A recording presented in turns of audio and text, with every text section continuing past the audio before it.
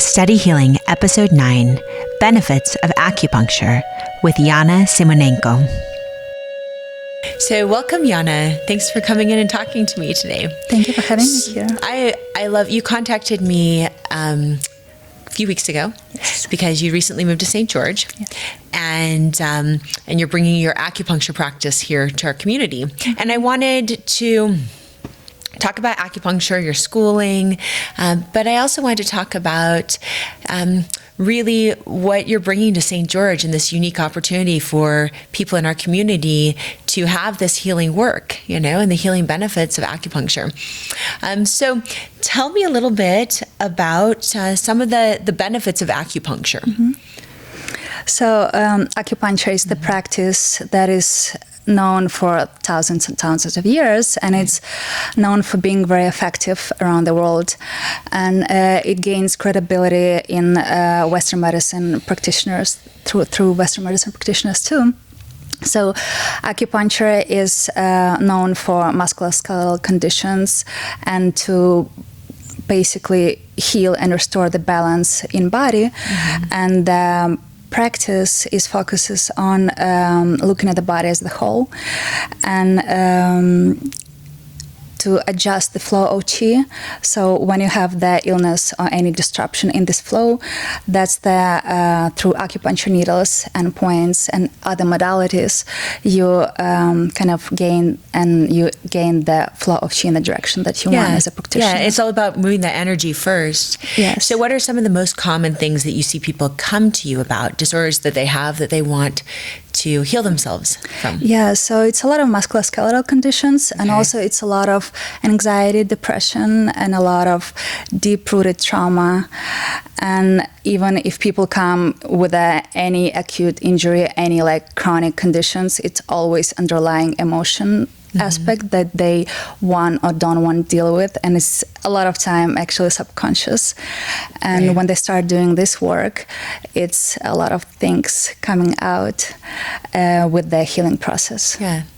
So at Zion Massage College, and then also at Ashibar Spa, the therapists learn a style of massage called Qinei and it is from Chinese medicine, and it focuses on the meridians, but it also really focuses on the emotions that are associated with each of the organs. Yeah.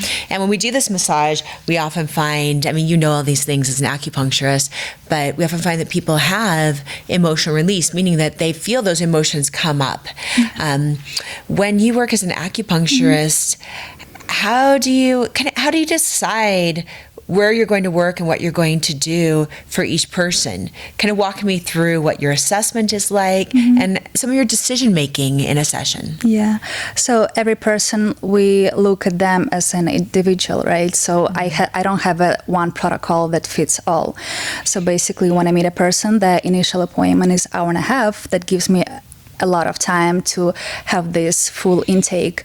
Then we go through a lot of questions about their condition, the chief complaint that they are presenting with, and also we go through all the systems, and from childhood, from injury, surgeries, hospitalizations, to anything that's going on now, even it's not related to the condition that they're presenting with. And then I'll have a picture of what's going on and what is hiding underneath. And instead of treating a branch, I'll focus on treating the root. So that's kind of the big approach. And the next appointment's usually 1 hour, and we already have some plan how and what we're gonna do. But also it's not just acupuncture, it's incorporating different modalities like twin arm massage, breathing, meditation, nutrition therapy, astrology, feng shui. It's a lot of modalities in Chinese medicine, and me as practitioner, I want to see a patient engaging with me, and carry it like and trying to do some homework at home too. So this process like for us becomes a teamwork. So like that's the healing gonna be much easier and much joyful for them too. Yeah, I love that. So talk to me about your own healing journey. So how did you get into acupuncture? What was the catalyst for you to make the decision to go to acupuncture school? And then once you were in acupuncture school, what did you notice with your own health? What changed? So I always want to help people, and I was thinking to go to medical school, but the Western medicine and the whole health care system in the United States didn't resonate with me. Like it just has so many problems within the system, and I didn't want to be a part of it. So Asian wisdom and Asian practices were something that I was more drawn towards. And when I saw my college, Pacific College of Oriental Medicine, now called Pacific College of Health and Science in New York, that was one of the top choices in the United States. And it was this intuitive guidance that just led me to make this choice. And not even one time I regretted my decision of investing so much money, It's time, a lot of money that energy. you invest when you go to go to acupuncture school. It's a lot. And I worked 3 jobs. I paid off my school. Like I was always trying to do the best with the school, and it doesn't matter how tired I was. I loved my school so much. It was my happy place. It was my home. You know, like when you feel this feeling of home, you wanted to be there. You want to be involved in the school process. And I really had a beautiful experience. I really would recommend the school to like anyone who'll ask me. Yeah, that's so great. Yeah, they have campuses in San Diego, Chicago, and New York. Ah, very nice. Very nice. Yes. So what are some of the success stories that you had when you have been working with your patients? So I loved working with patients because I just see the improvement after the first treatment. Like it's really, I can see in their eyes, I can see the lightness, I can see the energy shift, and I can see this relaxation. You know, I can see that when you create the space for them, for their body to heal, because like I'm not healing them, like I'm creating the space and the safety and the comfort for them, for this like healing to occur. I'm creating this parasympathetic state for their body to heal and move forward. And when I see those changes, that really excites me and gives me this joy and gives me this meaning what I'm doing this. And successful stories, basically, it's like every patient then will text me the next day, like how much better, like how better they feel, like they haven't felt this in like the past 5 years, you know. Like for example, I had a patient last week, he texted me like, I didn't have this back pain, like I had this back pain for like 10 years, and it's the first time I got so much relief, and like I couldn't believe like how much it worked and how the whole medicine works, and like he's like so excited to continue to work with me. And just those like little messages from patients, or like the way they respond, the way it helps them, it makes my heart happy. Yeah, that's beautiful. So what are the things that you recommend to your patients for self-care and for aftercare? What are some of the common things? It also like always depends on the condition they present. So with pretty much every patient, we will go through the nutrition and how the diet affects their state, their like physical, emotional state, their condition, what they're presenting with.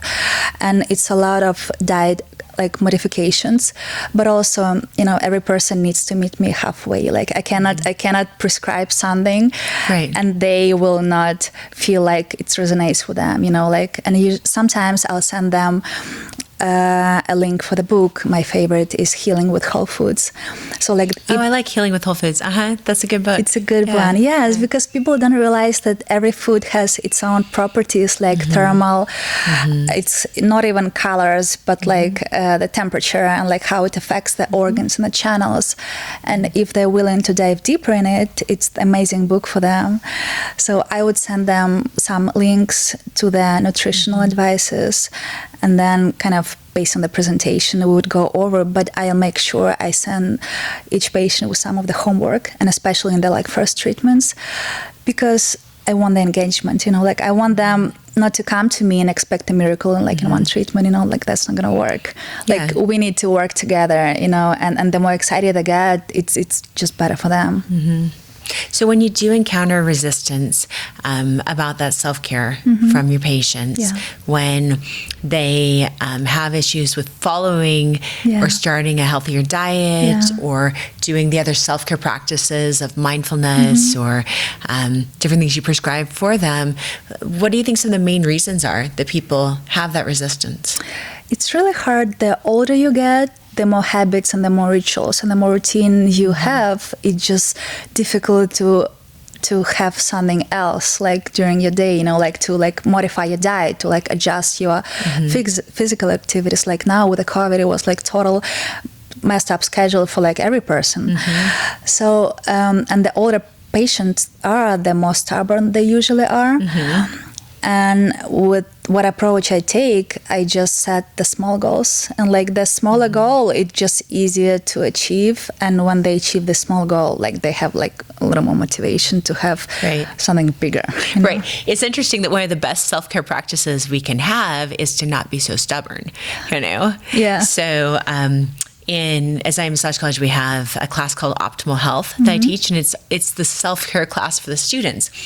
And we read Dr. Daniel Amen's book, Change Your Brain, Change Your Life. And it has different, he calls them prescriptions, but a lot of them are mindfulness practices and diet and things that are taken from Eastern philosophy, but are called cognitive behavioral therapy in the West. So those types of things. But a lot of it is geared towards being able to think from a different perspective than just your default or your habitual perspective. And when you can do that, that gives you so much freedom. Because it's such an interesting thing. You would think that something like diet, you would think it would be easy for us to change. All you have to do, because you have to actually like physically pick out things. So you could just pick out healthy things, right? After you have the knowledge. And you have to actually take those things and they don't just like come into your mouth. You have to actually take it and you have to put it into your mouth. There's like a lot of steps to eat unhealthy or to eat healthy. And so in the end, it does become, for many people, a non-thinking habitual thing. And sometimes things that it's interesting the way our minds work, It's sometimes such a beautiful thing, but sometimes such a thing that stands in our way when, if you break it down with a little bit of critical thinking, it doesn't even make any sense except for the idea of habit and addiction and those types of things, But, and what we think of as a reward and what we color or view as a negative thing that will stand, will be something that is like a guilty pleasure, and it's very arbitrary the way we label those, So, yeah, interesting. I a long time ago, someday I was dating this doctor, and he, an MD, and he told me that he oftentimes didn't prescribe the healthcare practices for his patients because he didn't feel like they would do them. And so instead, he would give them the statin, or he would give them like whatever pill, because they psychologically would remember that, and that would feel like a more passive thing. But the active things, he didn't have a lot of faith in them doing that. I think a lot of the work that we need to do is in giving people enough faith in themselves to do that, and to get them to realize that they can, that little shift, little shift in their psychology. So do you see that change when you work with them with acupuncture and they start to change, let go some of their emotions that they're holding and some of the thought patterns and habits in the body? Do you see the rest of their life change as well from that shift? Oh, yes. Yeah. Even if they come for the back pain, they usually will text me the next day, like, I had such a good sleep, like I haven't had like in a month, any other aspect will change too at some level. And it's always depends on the person, if they're willing to notice that, if like they pay attention to their body enough to like notice those like little changes, like how they have craving for something like different than they before, like not for the sugar, but for the like sour or the bitter taste. taste, you know, Right. like how their sleep patterns, if they wake up well rested, like Right. little things, but it's a big picture that will change. And when they notice that, they get so excited. They get excited like little kids, and then want to do more work. Yeah, I love that.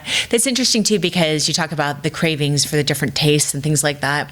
I've thought before, something that's been very helpful is thinking like if I wanted sugar, wanted, something, I would think, okay, it's not me that wants that.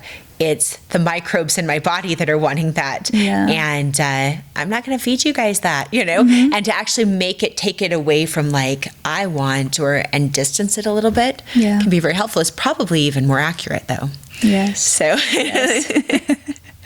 So what is, for people that don't know anything about Chinese medicine, what are some of the main differences between Chinese medicine and medicine in the Western world? So basically, I am not a Western medical provider, so I cannot prescribe, I cannot adjust the prescription if somebody comes to me, like I cannot make a decision on their medications. So if something, like if I'll see the red flag, I'll still refer them out. I'll still like send them to the emergency room, I will not treat something that is super dangerous, because we know the Western medicine is good at treating acute, like emergency big cases, like I'm not gonna do this in my practice. Right. Also, that's a lot about malpractice insurance. Right. So it's different approach, just taken not for the patient, right? Like if they don't want to take medications, Western medications, if they want to do something different for their body to be healthier and have a healthier, milder approach, the acupuncture might work magic, it might really, really be for somebody. And also for some people who don't have insurance and whose treatments will cost them much more than, or like any other like modalities, Western medicine modality. So it's different the way Asian medicine looks at the body. It's much different from how the doctors look and especially how much time they spend. Like you come to the doctor, you're lucky if you'll get 15 minutes. Right. Like with acupuncture, you spend at least an hour. And in this hour, a patient really feels like heard and seen and understood. And it's big for them. Like sometimes people really, that's all they want and that's all they need, Yeah. And then they to spark their healing. Yes, even. exactly, Yeah. exactly. Not have that frustration of the waiting room and then like 5 minutes and then like you leave the office with no answers. Right. Right, because sometimes there is a misconception about Western medicine where there's almost like there's so many great things about Western medicine too, but sometimes there is this blind faith in it where people will almost say to each other about maybe an illness or about something going on, just go see a doctor, like it's just going to be fixed then. And in my experience, and in many cases, you go to the doctor and then it's still your body that's going to do the healing. And many times there are, whatever you have, it ends up being idiopathic, meaning that they don't really know what it is. And again, it's just going back to you doing things that amount to self-care and wellness practices that help you bolster your strength and become healthy again. And so I think there's a little misconception. I teach my students from The Web That Has No Weaver, and then also Between Heaven and Earth, two books that I love. Yeah. And when I first read, I actually think Between Heaven and Earth is a better starting book, because The Web That Has No Weaver, the first time I read it, and I've probably read it 30, 40 times now, like so many times, because I wanted to understand it. So, but the first time I read it, and it didn't even make that much sense to me. But now, by like the 40th time or so, it seems like it should be common sense. It feels like why don't we all know this? Of course this makes sense. And the connections make sense. And so in both of those books, they talk about this idea, and actually Between Heaven and Earth talks a lot more about this, but the idea of the Western physician, and it's changing because these systems are blending together now, which is great. It's the yin and yang of the West being more of like that yang medicine, and when the West went into other countries during all of our colonization and stuff, we were very yang and really suppressed the yin nature. But we know that yin is very persistent, and it chips away at things time and ultimately ends up being stronger. And so I feel like right now we really are in a phase of that resurgence, but also in this working together phase, which is beautiful, really gives us hope for balance between the two systems and balance between that energy in general in our world. So in your experience, what was your knowledge of Chinese medicine and of this style of more of a preventative approach versus the we're just going to like fix it once it happens, type approach of Western medicine? What was your experience growing up? Did you have more of one side than the other? So I was born and raised in Ukraine. So it's a little different than here, and people don't go to doctors right away when there's something else, when something is going on with their body. So they try to do kind of the folk remedies, like grandma's traditional medicine of Ukraine. Yes, like they grow their own like herbs and fruits and vegetables, and you always have the medicine, right, like in your garden, or like people that know or people can share about it. So I was growing up, I didn't take pills, the hospitalization was not a thing, I had pretty like healthy childhood. But then I moved to Poland, Europe, and then I moved to here, and just seeing how in the United States, people searching for the easy pill to fix everything, just like for the convenience. It's easier to have a prescription pill and rely on that only. So I didn't have much of the knowledge of Chinese medicine, any Asian medicine before starting the school, but it just resonated with me much more. It just felt right. It just felt that's how it should be. That's how like ancestors were. And like now, even how Western medicine world accepts acupuncture, and there are like thousands and thousands of research done all over the world, and it's becoming combined.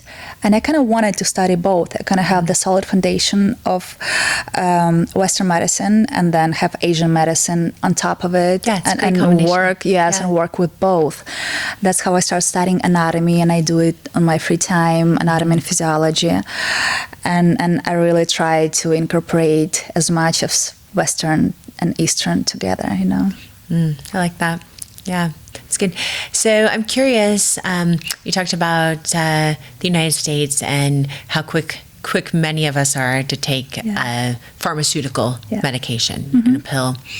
And as you know, many parts of the world, but this country especially, and many parts of the Western world have issues with addiction to painkillers, addiction to drugs that help with mental health type things. Have you done work with addiction with acupuncture? So I've seen a lot of cases. My school has a clinic, and we have patients. So we have a lot of hours. We have like hundreds of hours, clinical hours in school, and we've seen patients through our all years, 4 years of my education.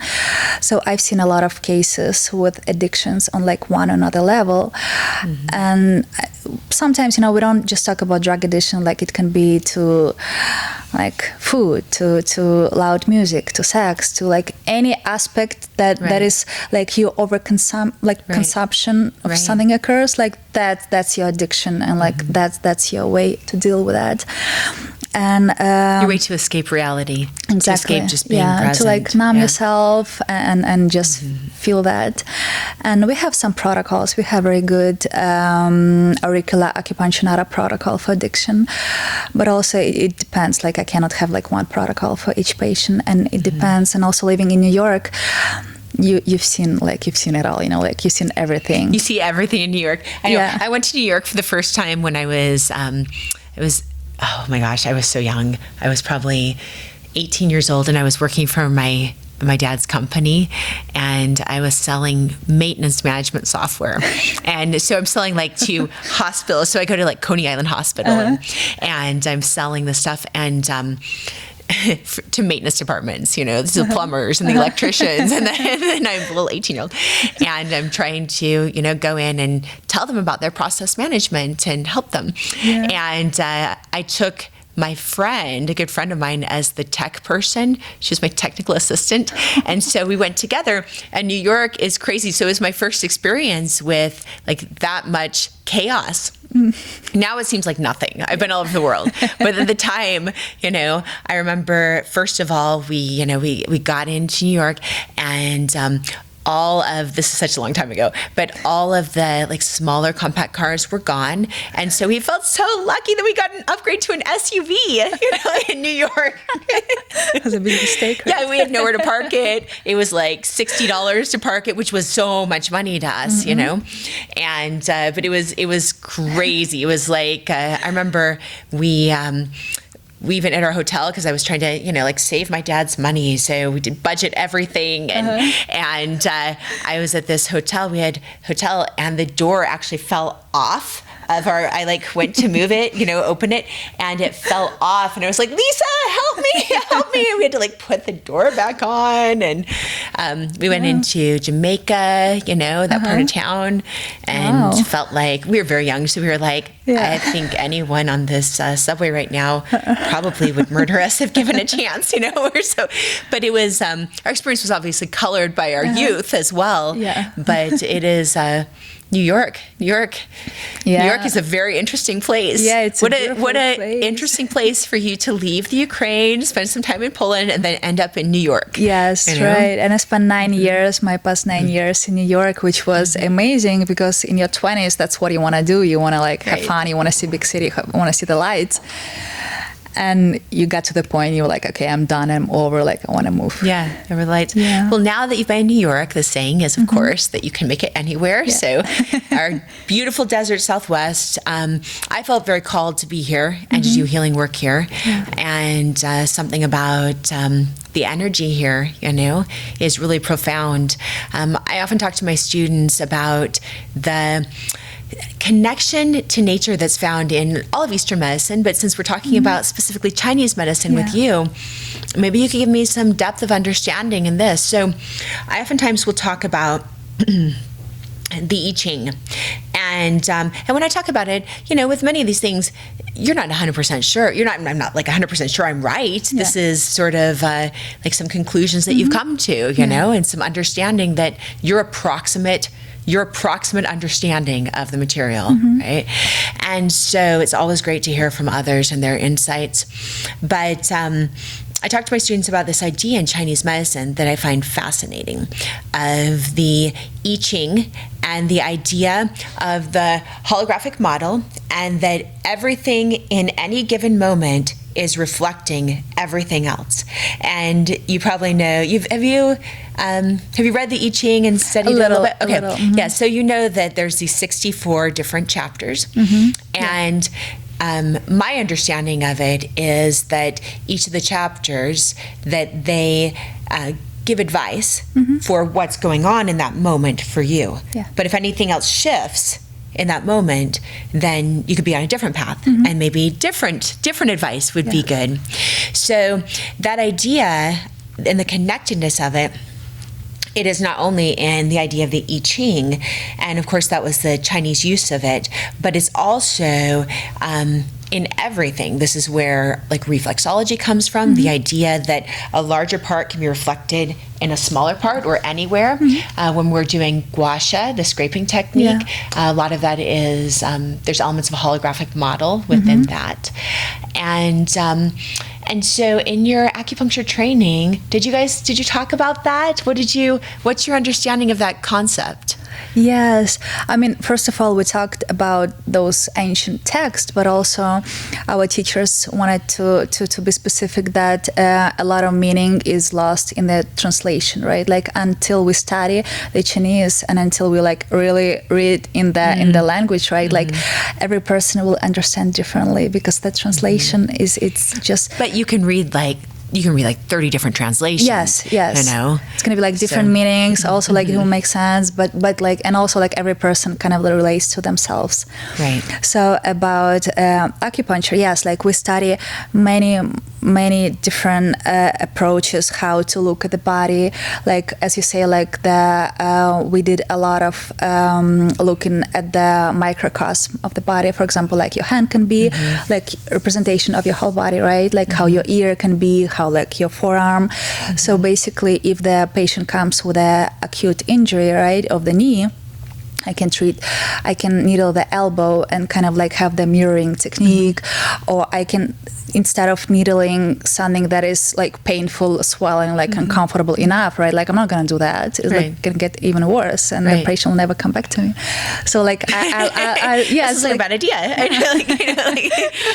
So like needling something else, but also like understanding like what other part of the body can represent this, or like how they correlate the channels. You know, like what approach you take with that patient.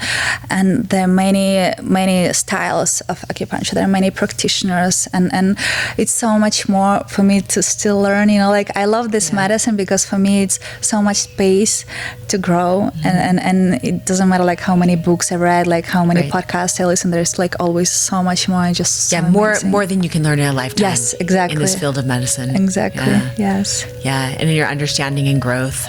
I love it. So thank you so much for coming in today. For information on becoming a licensed massage therapist, visit zmc.edu. For information on continuing your education in massage therapy and bodywork, visit studyhealing.com. If you like this video, don't forget to subscribe.